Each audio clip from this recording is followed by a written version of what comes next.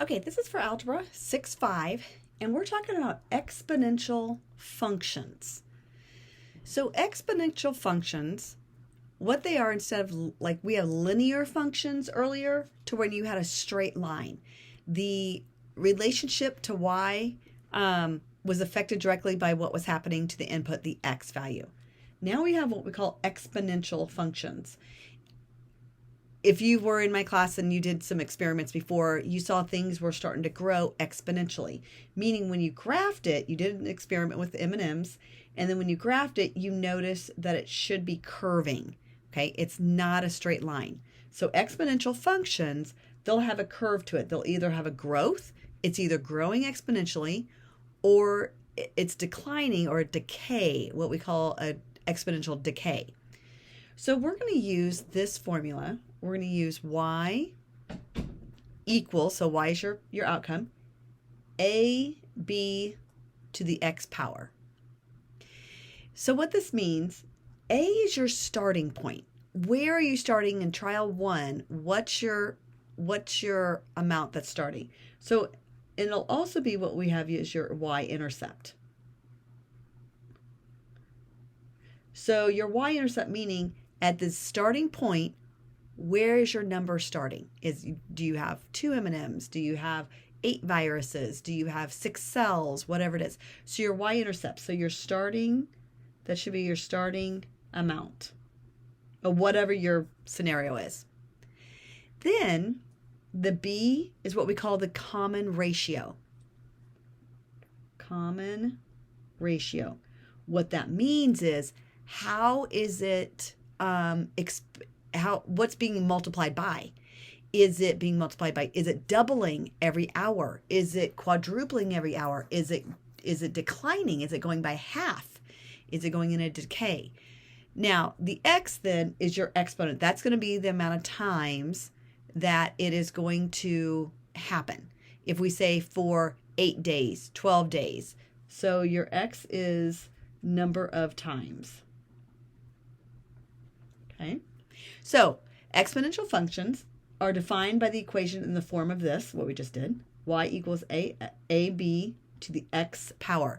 Exponential functions are going to have an exponent other than 1. Okay, if it was 1, it's going to be a linear. That would be a linear function. So now here's what we're going to talk about this, but then we're going to talk about it down here. If b is greater than 1, that means this number. If our rate of change, not really rate of change, but the common ratio, like, is it doubling each time? Is it going by half each time? If it's greater than 1, the function is what we call an exponential growth. So the function's exponential growth and is increasing, meaning from left to right, it's going to be increasing, okay? So it's going to be going up if the b is greater than 1. If it's between 0 and 1, notice it's never a negative number. We're not going to have a negative b. You can't have a negative amount of times or things that happen. But you can have a fraction, which is between 0 and 1. That would create a decay. So this is going to be an exponential decay. These are things like in science. For example, the coronavirus right now, exponential growth, okay? One person gets it, then that person gives it to somebody, and then those two, or one person has it, 2 people get it, those 2 people spread it. So exponential growth, exponential decay, if it's between 0 and 1, and then that means the graph is decreasing. This would be something like, I don't know, breakdown in cells or something. They could go down multiple times, or maybe break down in food. I don't know. I'll look up examples. But so this is what the graphs look like. This is going to be an exponential decay. Exponential growth. Okay. This is growth. Exponential. This is an exponential decay. I'm going to put ED. Then, notice from here. So this could be, now this, if it's going up like this, that can be an exponential growth. And this can be an exponential decay, okay?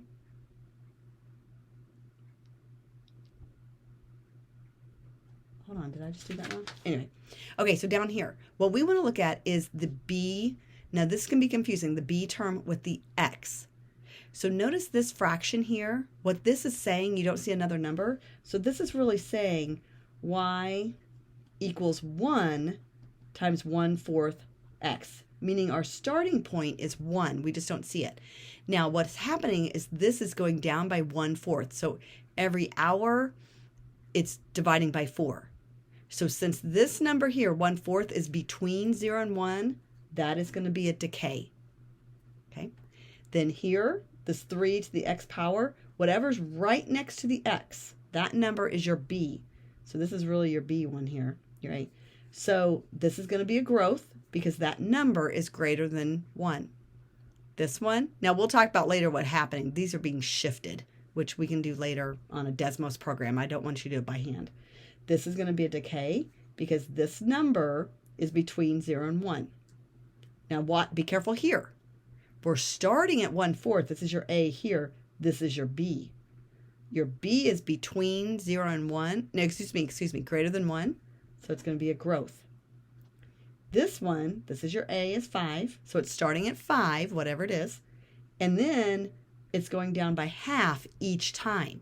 Each day, this is your B. So since it's going by half, it's going to be a decay. Okay.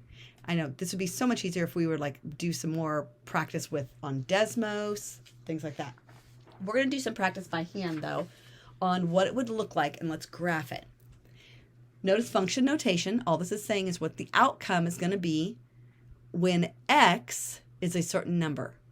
Okay, so this is your 2. So this is really your b. It's doubling every whatever. So now -2. Now remember, this goes to your exponents. 2 to the -2nd power. 2 to the -2nd power is going to be 1/4, not -4. Now you can have 1/4, or that's okay if you want to write it as a decimal. This is going to be 25 hundredths. Okay, so at -2, this is going to be 25 hundredths. Now, if x was -1, 2 to -1, that's going to be 1/2. Remember, the negative makes it a fraction. So that's going to be 0.5. Okay. Then at 0, now when x is 0, 2 to the 0 is 1. So that's your y-intercept. Okay, if 2 to the 1st, that's going to be 2. 2 squared, that's going to be 4. Okay, now notice what's happening. Notice what's happening. This is doubling each time. That's how you know it's an exponential growth, because it's not adding or subtracting. This is doubling. This is times 2, times 2, times 2, times 2. Okay, so it's going to be a growth. Now, the domain, so domain and range, okay. I don't think we really need isotope. In fact, I didn't say that on the other side. I didn't talk about the other side, the isotope on the other side. We'll wait on those. You don't really need those for Algebra 1. You don't need those for Algebra 1. Okay, so domain. We really could pick all real numbers. Like any number can be picked, so you can do your all real number sign. Your range, though, notice your range. Okay, so when you're doing exponential functions, they will never cross the x-axis. Okay, so your y values are all going to be above 0. So if we graphed these, this is going to be hard. So -2, 2500, it's going to be real. So what I would do is I would do 0, 1. At 0, 1, then at 1, 2, and then at 2, 4, then -1, like half. Okay, so what it's going to look like, something like that. Oh, that's probably, that's not curved enough. But it's going to be a curve, but it'll never cross the x-axis. So your range, you don't have to worry too much about your domain and range here. But what is happening is that your number will never, your line will never cross the x-axis. Okay, so let's try this one. 1/2 x. If x is -2, 1/2, and that's the -2nd power. Now, -2nd power, what that's doing, the -2, a negative flips this. So really what's happening, it's like 2 over 1. It's 2 to the positive 2. So this is where it can get confusing. 1/2 to the negative second power. The negative makes this the reciprocal. It's like saying 1 over 1/2. And 1 divided by 1/2 is 1 times 2.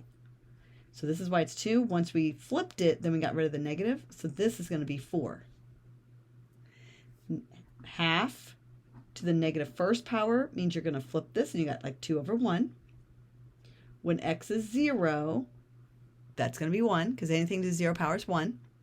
If you notice here, what's happening? This is being multiplied by half, multiplied by half. It looks like it's dividing by 2, but what we do instead of writing division, we write half. So then this is going to be 0.5, and this is going to be 0.25. So each of these are going down by half, so that's going to be a decay. Your domain, again, can be all real numbers, meaning we could pick any number. We didn't have to just pick those 5. Now watch what happens when you graph it. -2, it started at 4. -1 started at 2.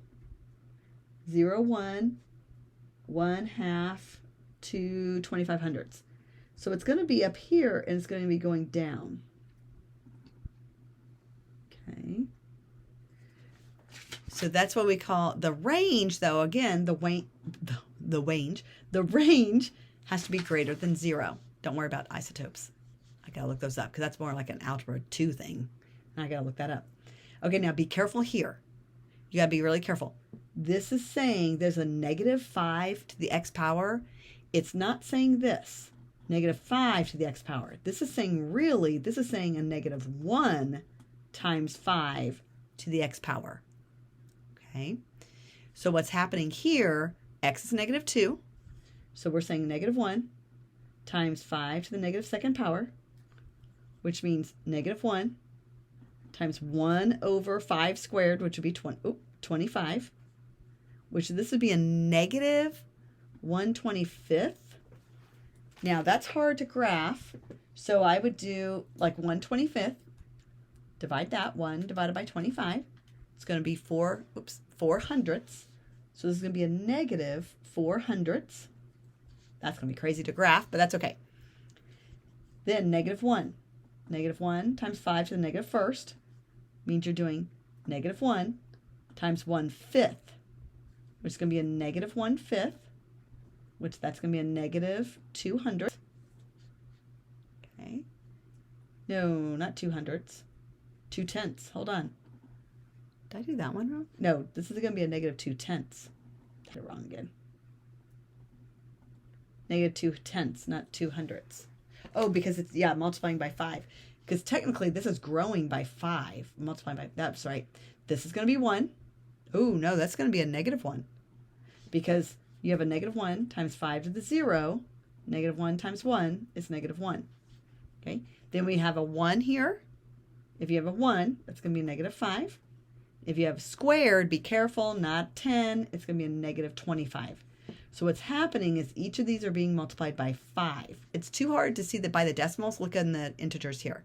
So that's going to be a growth. Domain, again, is going to be all real numbers. Then look at your numbers here, though. They're not gonna hit the x value at all. So your y has to be less than 0. So if we graph these, what I would do is I'd graph these 3. This might be a little bit harder to graph. So 0, -1, 1, -5, 2, -25, which doesn't even fit on here, so we'd kind of do this. So this grows very quickly here. So I don't even know how to graph that. Oh, that's going to be terrible. Oh my gosh, that's terrible. And then it's going to go really close. Oops. It should be closer to it, not far away. Okay. So it's going to look something like that.